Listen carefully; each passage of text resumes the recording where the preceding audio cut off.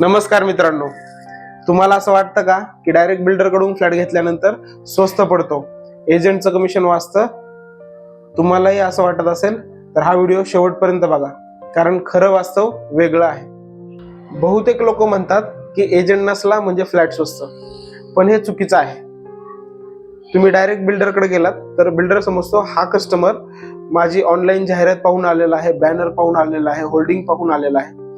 तर फ्लॅटच्या किमतीमध्ये आधीच ऍडव्हर्टायझिंगचा खर्च ऍड केलेला असतो. त्यामुळे एजंट नसला तरी तुम्हाला फ्लॅट महागच मिळतो. तुम्ही डायरेक्ट बिल्डरकडे गेलात तर बिल्डर तुम्हाला अनेक तोंडी आश्वासनं देतो की वेळेवर पोझिशन देऊ, अम्युनिटीज वाढवू किंवा हे काम नक्की करू. तर हे कुठल्याही प्रकारचे लिखित स्वरूपात नसतं.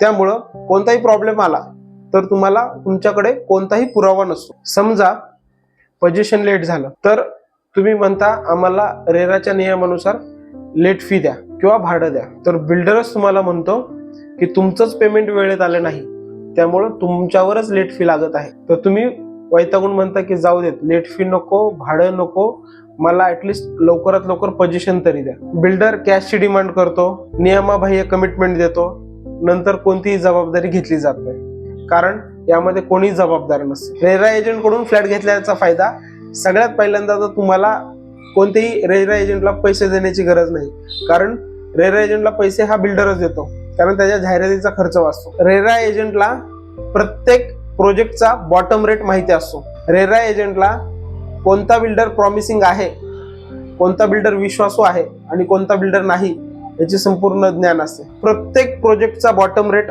हा रेरा एजंटला माहिती असतो.